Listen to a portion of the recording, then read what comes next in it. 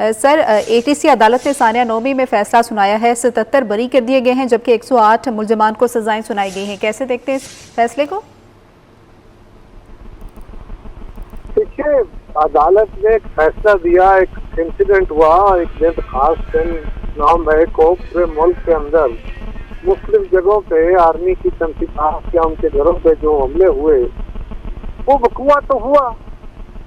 उन वाकयात के अंदर कुछ दोषी थे, उसके अंदर एक हुकूमत या इदारों का वर्जन है, एक पीटीआई का वर्जन है।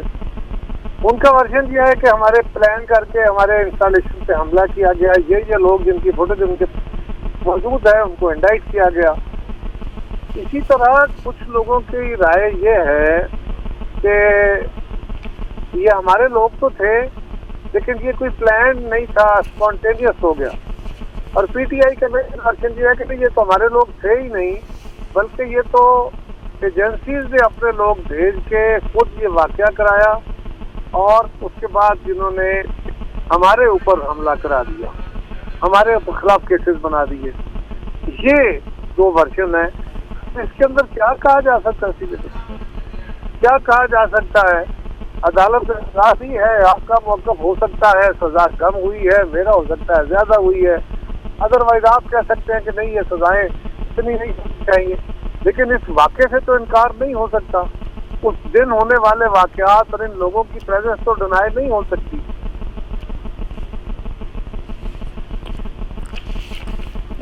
अच्छा कमरुज़्ज़मान सारे साहब, एक तो कायदे हिज़्ब इख्तिलाफ ने चीफ जस्टिस को ख़त लिखा था और 9 मई मुक़दमात पर अपने तहफ़्फ़ुज़ात का इज़हार भी किया। दूसरा, पीटीआई वाले ये भी जोड़ते हैं कि पॉलिटिकल हीट से 9 मई के मुक़दमात को कहीं ना कहीं जोड़ते हैं। आपको लगता है कि कहीं से भी कोई ताल्लुक है पॉलिटिकल हीट का 9 मई मुक़दमात के हवाले से?